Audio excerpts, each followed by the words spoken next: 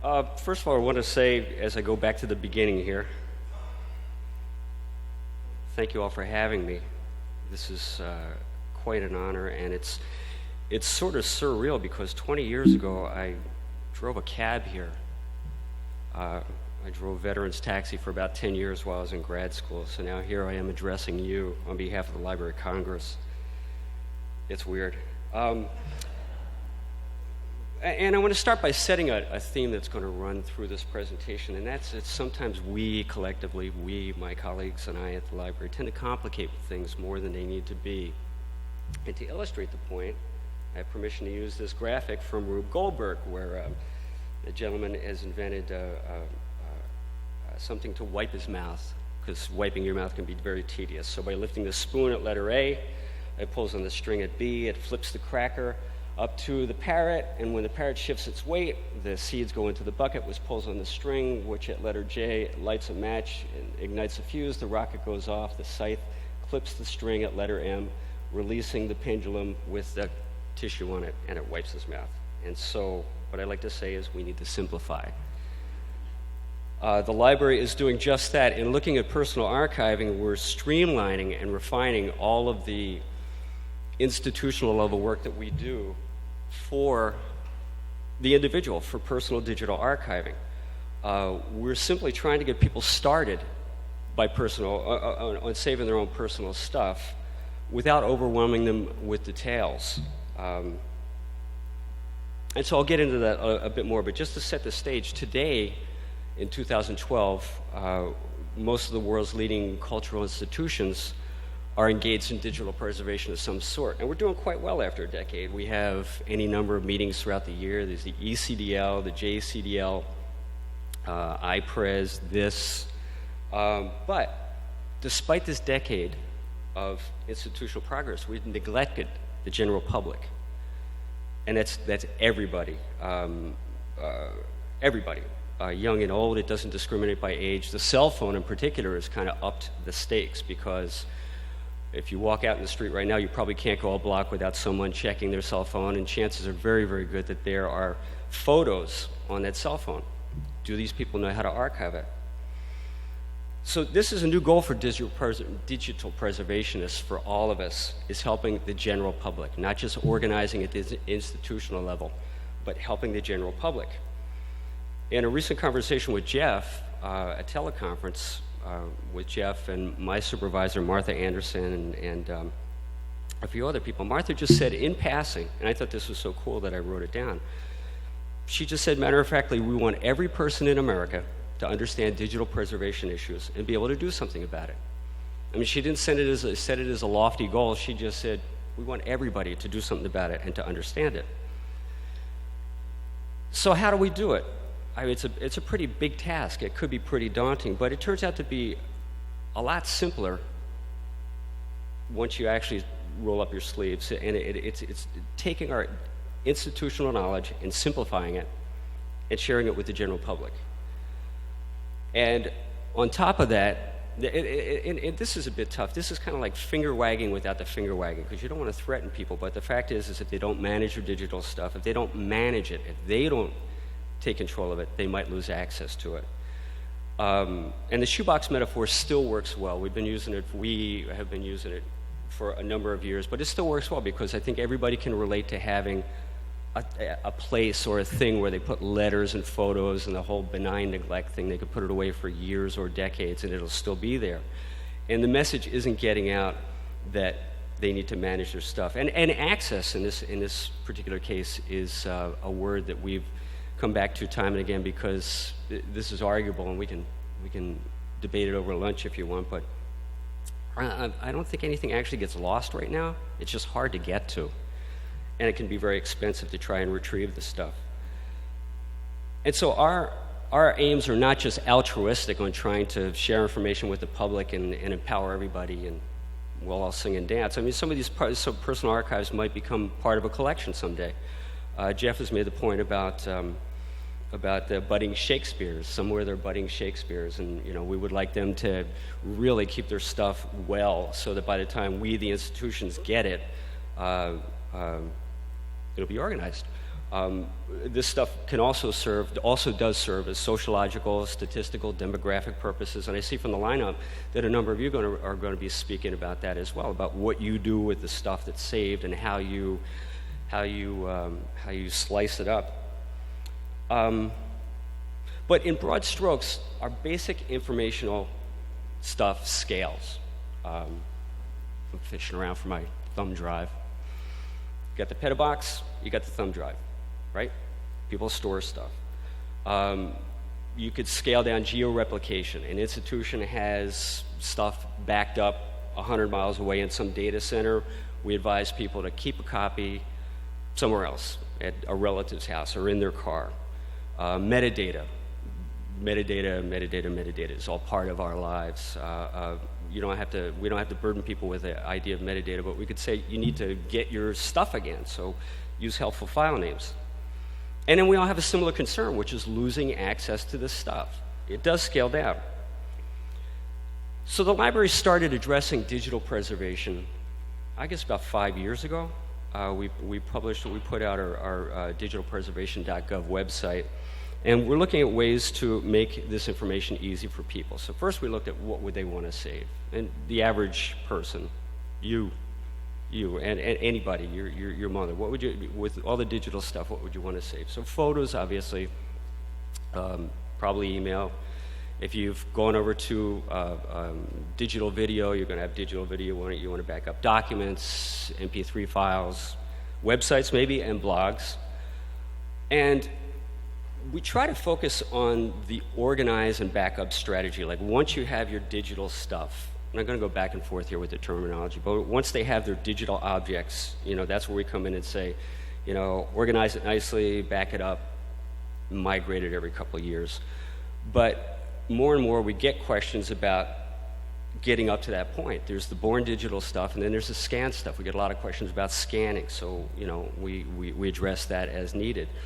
File formats, we try not to go too deeply into it, but it needs to be said. But basically we're aiming for this digital preservation part of it. By far, photos, I don't even have a statistic, but 10 to 1, 20 to 1, photos are the main concern of the average consumers for a precious digital object. And again, cell phones have really upped the whole thing. In advising people what to do, we try to break it down into easy steps. And these steps are still evolving. You'll see this in a video clip in a bit.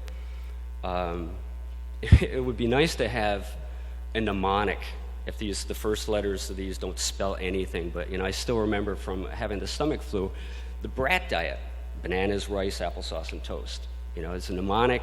It's easy. It would be nice if we could hand somebody something like that, or if we could just kind of, that could seep into the public consciousness about saving their stuff. So if anybody has a good mnemonic, please email it to me. But in general, we ask folks to identify their stuff. And where is it? Is it up on a website? Is your stuff on drives? Is it still on your computer? Is it still on your phone? Just find where everything is. And then decide this is a good opportunity to do a little clutter clearing, a little digital feng shui, just what's most important to you. Do you really need all your old homework assignments from school? If you did a trip to New England in the fall, do you really need 200 photos of trees with red leaves? And then organize the content. Now this is something, again, that we could debate further, but it's nice if people have it all in one place, one folder, let's say, called archives. And within that, again, dealing with archivists and librarians, there are any number of ways that archivists and librarians would advise somebody to organize stuff. But, when it comes to the individual, as long as it's in one place, it's fine. Within that, in subdirectories, they could have photos, videos, they could break it down like that, or by year, or any way they want, as long as it's organized in one place. And then put copies in different places, geographically different places. If there's a fire in your home, you're going to lose everything. There's the fear factor, the finger wagging in. But, put copies in different places. And then what isn't here is migration.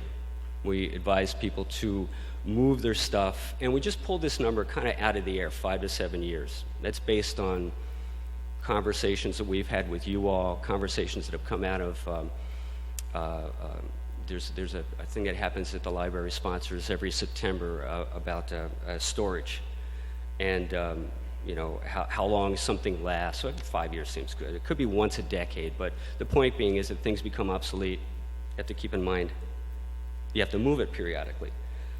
And as we go along, we find that it's much better when dealing with the general public if we check ourselves on the terminology and try not to make things more complicated than they already are.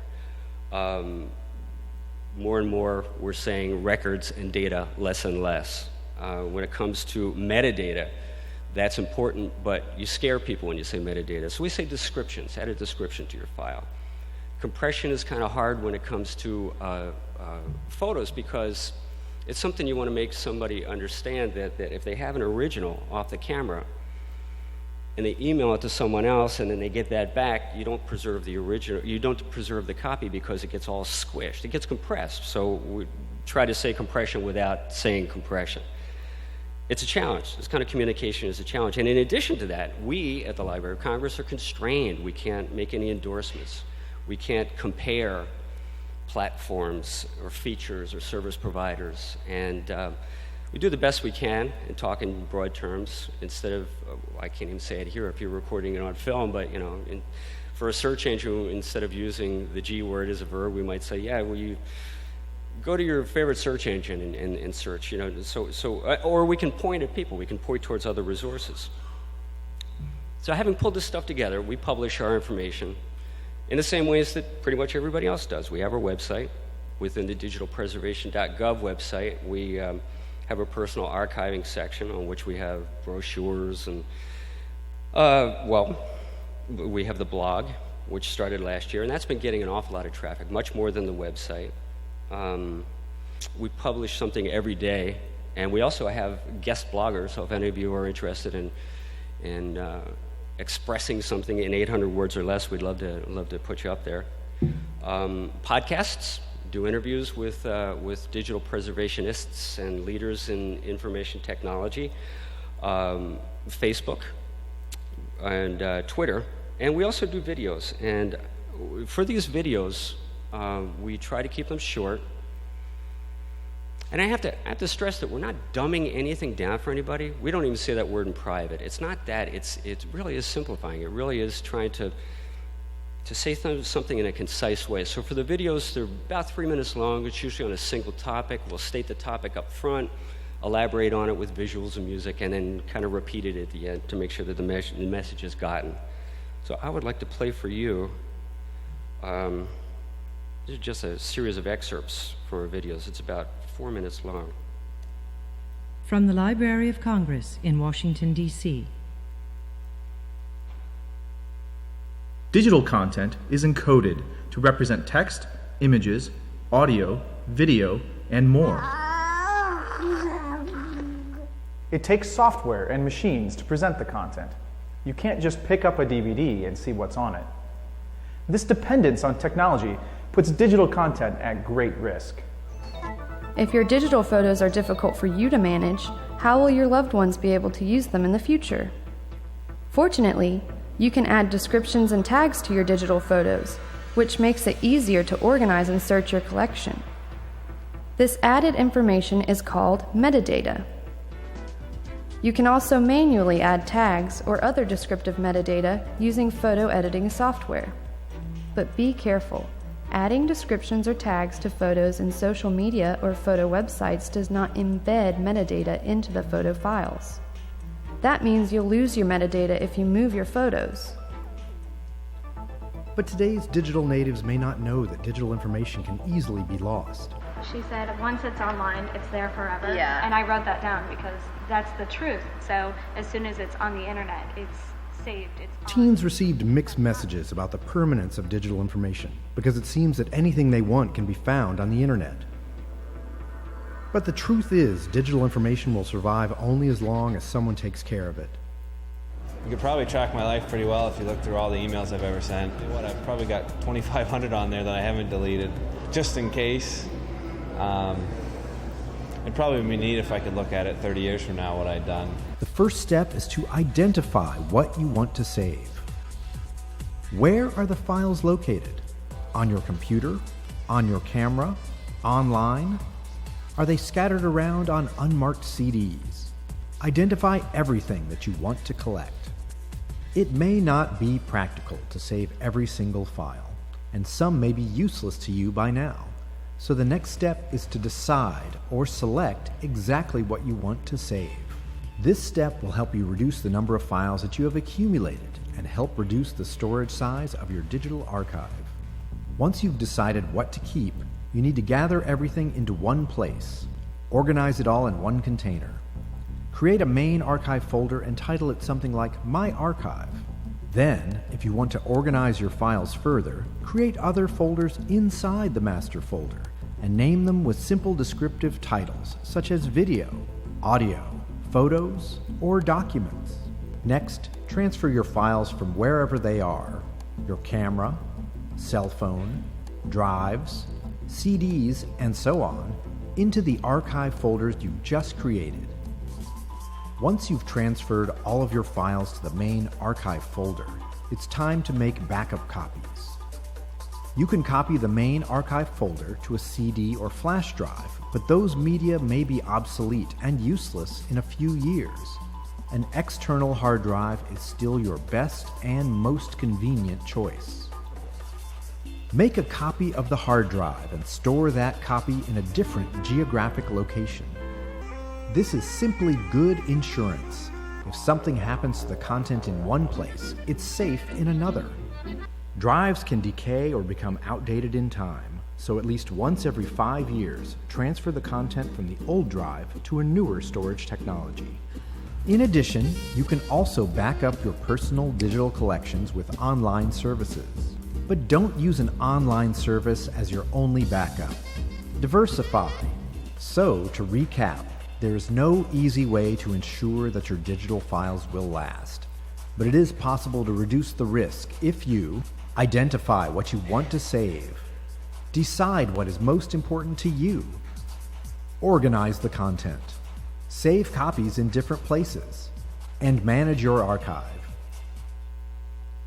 This has been a presentation of the Library of Congress. Visit us at loc.gov. Now, I need to add that a lot of this assumes in this year, 2012, that people will manage their own stuff. But who knows what's going to happen in 10 years? It would be really great if our computers take care of that for us.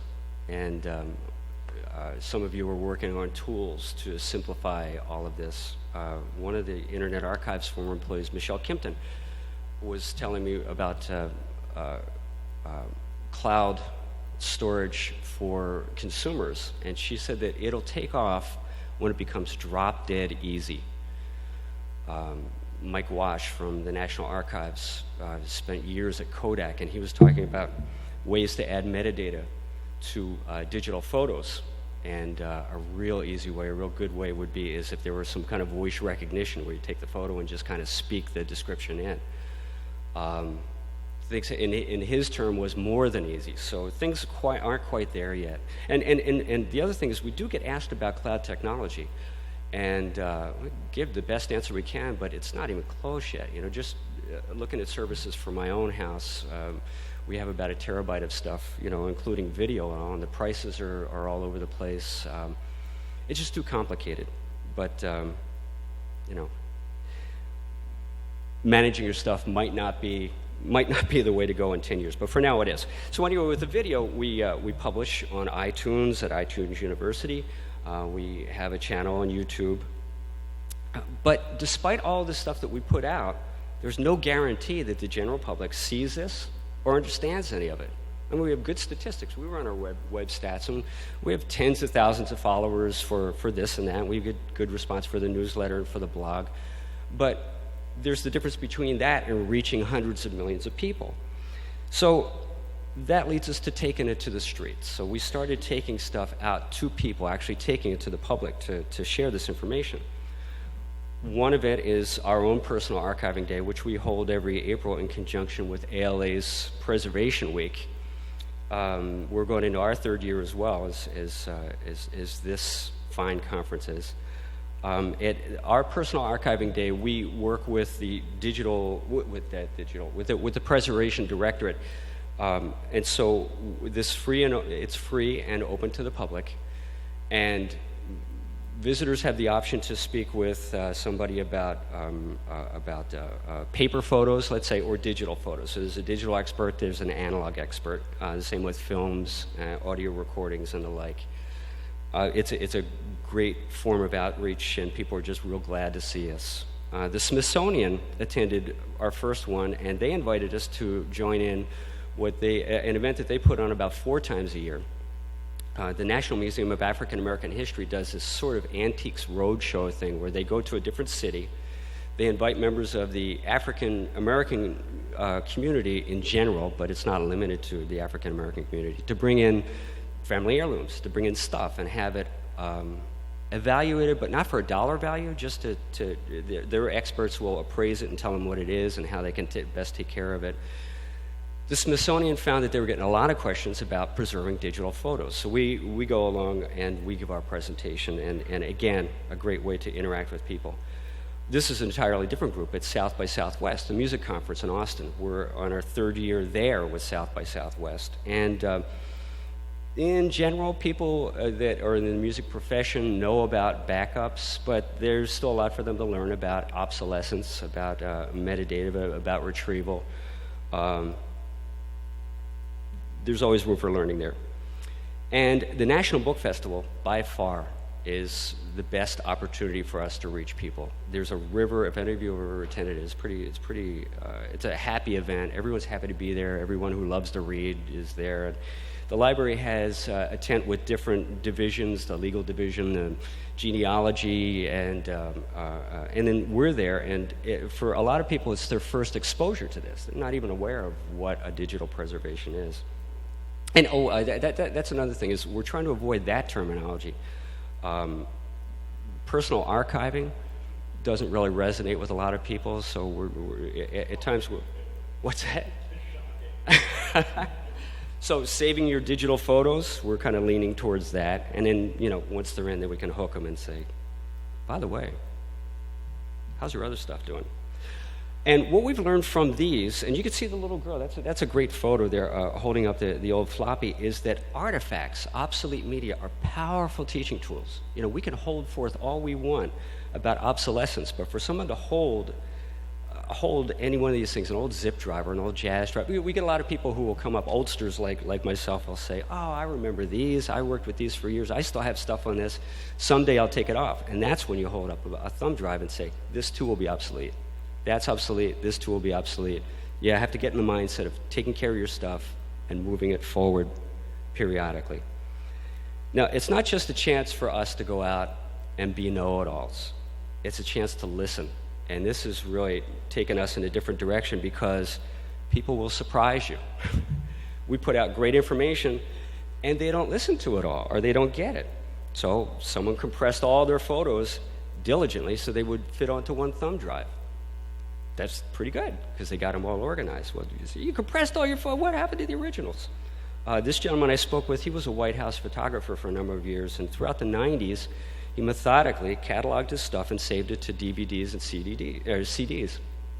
And in the past decade, he started saving to backup drives, to terabyte drives and whatnot. Now he has 3,800 CDs. He can get to any one thing through his organizing system, but he wants to pull them all in to backup drives, to hard drives. So he's got quite a task ahead of him. So it's not just the outrageous practices that we learn from, but the questions that people ask. We can't anticipate anything. Nobody can. So we respond to unforeseen needs. Like I got this question at one of the Smithsonian events where somebody said, yeah, well, my brother-in-law said I should scan at 1200 DPI because that's the best. Is that right? It's not right. It's not even close to right. But so we ask around within the building and ask around, prints and photographs people, and say, okay, well, in general, 300 is a good number, and we in turn will publish that information. So at least it's out there somewhere. And as you all well know, quite often the documentation is not that clear. So it's understandable that they might not have gotten a clear message. File format, sometimes a little bit of knowledge is a bad thing. Somebody really desperately wants to decide whether to save as something as a TIFF or a PDF. The simplest problem here is probably the most widespread, and that's that a lot of people keep their photos still on their phones. They're saving that for another time. Because, I mean, how do you get it off of there? And I don't know, where's that information? I'll deal with it some other day. So how do I get them off? So we respond by making information, by taking pictures, a step-by-step thing. Again, not dumbing it down, just making it simple, making it clear, addressing this one problem. The one up in the corner there is about, there was a guy who had a single DVD, and it was an event, a family event, that was videotaped, and somebody said, or recorded, and somebody burned him a DVD, and he wanted to do the right thing and get that off the DVD. Well, how does he rip it? And keeping in mind that we have to obey copyright like anyone else. So we talk about how to lift stuff off of DVDs. It's easy to hold forth. It's easy for all of us to hold forth. I mean, you just burn with all this information. You really want to share it. Oh, did you know this and did you know that? And it's painful to be talking with someone and watch that fog of disinterest kind of go over their eyes, and you're losing them, and so you talk faster, and it doesn't work out. So it's best to try to get right to the point.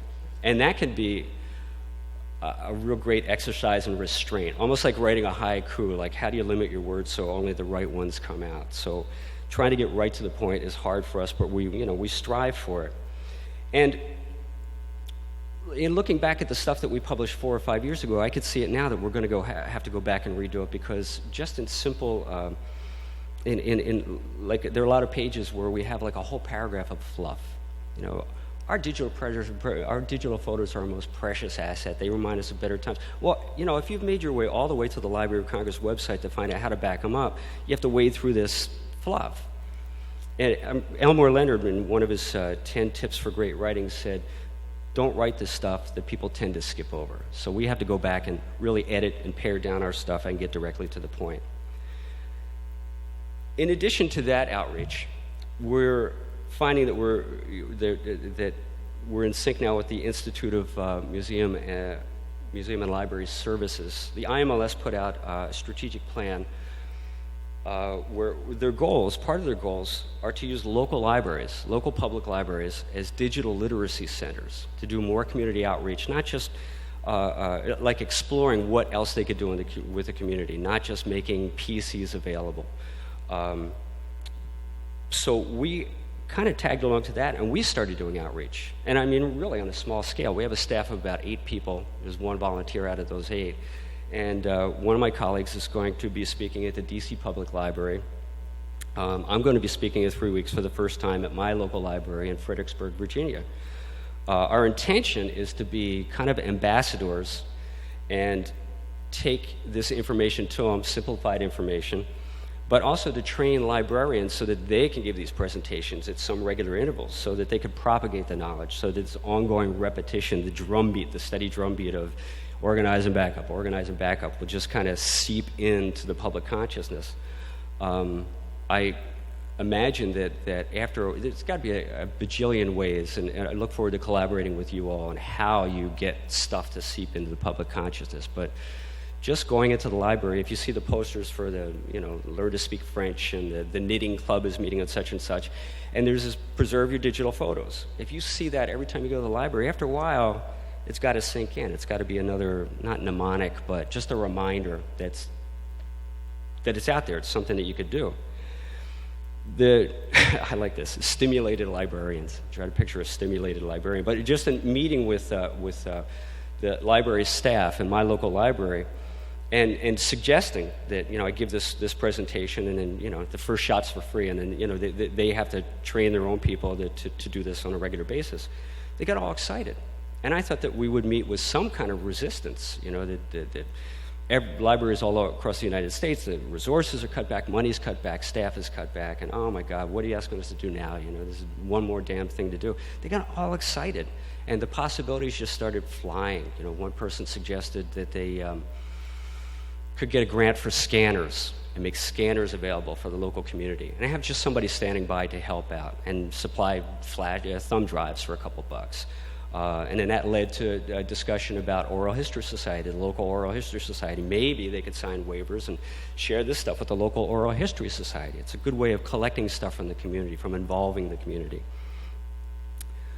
But community outreach isn't just limited to local public libraries. And the possibilities are kind of endless as outreach possibilities. University students, for you academics, maybe it could be built into the curriculum somehow that MLS students have to do some sort of public outreach, do a little community service. The venues could vary: colleges, cultural institutions, the Kiwanis Club, the Moose Club. It could be, anything, just to get the word out there. And to that end, we've created a digital preservation kit. Right now, it's oriented towards someone putting on a digital preservation or personal archiving day, but we're also going to make some slides and such for these one-hour events, like we'll begin at the libraries. And the kit, the URL's up there, and I'll give it to you at the end. We've got waivers, outlines on how you would put on such an event, different brochures. The videos are not only linked to the videos if you can get online, but downloadable versions of the video files, all of our brochures. And the next step for us is collaboration. And again, I started this by talking about how much work we've done collaboratively. No one institution can do it alone. It's too big, especially reaching hundreds of millions of people. So coming back to Martha, and what's the next step? What's the next step for us? Well, the next step I would like to put out for you all today is that we collaborate with you, is that you consider, we'll strategize about how to educate the public. Really looking forward to the lineup over the next few days. There's a real great range of stuff, and particularly I'm interested in the case studies to see how one-on-one, like what issues came up in the case studies. But collectively, how do we solve this challenge of educating the public? But more importantly, it's about taking action. It's about doing our regular work, our regular institutional work, but also turning towards this whole new problem of taking it to the people, of taking action, of actually, it could be something as simple as asking a friend, hey, what are you doing with those photos? Or a neighbor or something like that. I don't think it'll go to the level of standing at the airport with a clipboard saying, can I talk to you about digital archiving? But taking action, actually taking it to people and taking action. So please consider hosting some sort of a personal digital archiving event, or starting one, or instigating one. Maybe just get on the phone and have someone else do it. Commit an active outreach. This is new territory for a lot of us. We're still inventing it. It's taken, again, a great new direction. We're still making up the rules. But the fact is that there is a lot at stake. People are losing files right now, or losing access to files, but it's happening right now. Oh, Jesus, just about a month ago, my wife knocked over a terabyte drive, and it's trashed. So I forget how much it costs she got 2 estimates, and it was like, I don't know, in the hundreds of dollars to get the information off of there. So then she had to remember what was on there, and was it really all that valuable? So, people lose stuff all the time. So can we do this? Can we educate and empower hundreds of millions of people to manage their digital stuff, to actively manage their digital stuff? Can we add this to our already, our workload, to what we already do institutionally? And I think that we can. But we need to continue to reach out and communicate with people in ways that make sense to them. And to end, I'm going to dust off Thoreau and just say, simplify the message. Thank you.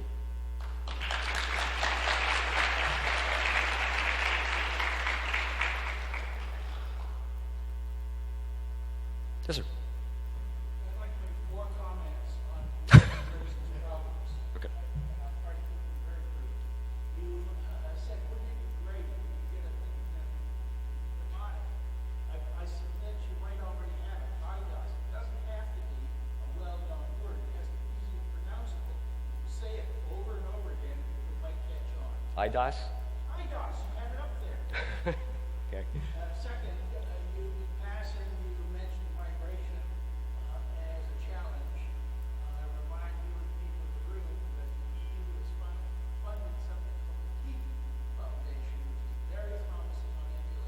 Mm-hmm. started about 2 years ago. Mm-hmm. Mm-hmm. Third, you were talking about moving the society forward.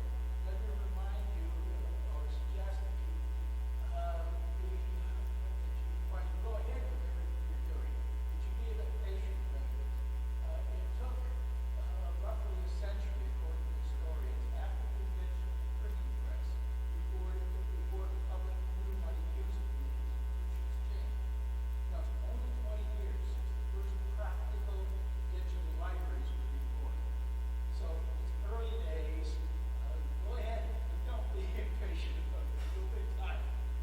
And thirdly, or fourth, you said you don't want to talk about digital preservation. You want to say something to people that they remember.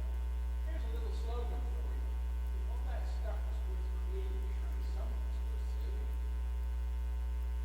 Thanks. I appreciate that.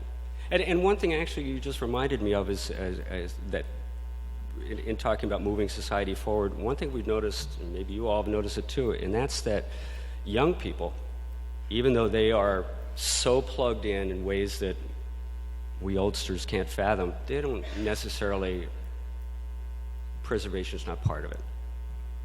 There's a joke about somebody in our age bracket sitting and looking at a picture of 4 toddlers, each ensconced in a giant car about just 24 inches, always smiling and looking at the same picture.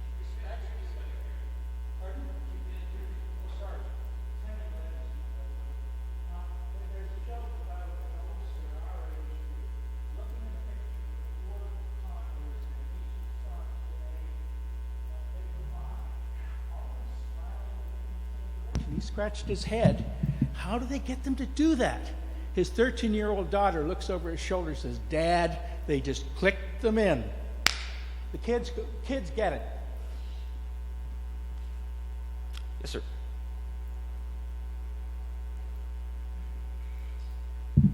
Hey, Mike, I'm Dave Brown.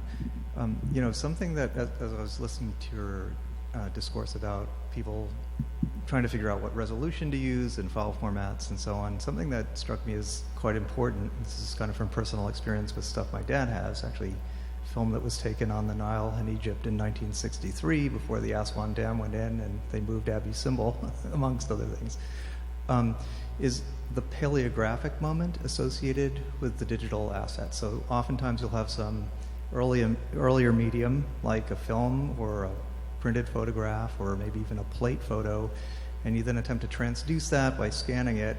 And I think, the other thing that's moving along are the technologies for transduction, right, for digitizing stuff. And so what I was thinking about, sort of been important to us, is, okay, so I'm doing this stuff with my dad to kind of digitize these things, but we really want to hold on to the original artifacts as well, so Absolutely. that subsequently you can perhaps do a better job. And maybe that should just be something that you tag on to. No, absolutely. That does need to be said. I've gone through that myself with the old videotapes. I've digitized them, but I don't know whether to keep the videotapes or not. In these presentations, when we do put out the artifacts, especially at the South by Southwest one, the people from the Recorded Sound Division of the Library of Congress will bring out these wire recorders and cylinders and whatnot. And I remember I was making some kind of smug thing about how, some statement to a person who had come to our table about how versatile digital stuff is, and you can munge it, and you can email it, and it's just like the greatest thing in the world, as opposed to this stuff, which is obsolete. And this gentleman from the sound division pointed out that if you have the player, it still works 100 and some years on. So it's the same with any of these. If you keep videotapes, you probably should keep a video player. Folks who, yeah. So thanks. That was a good point.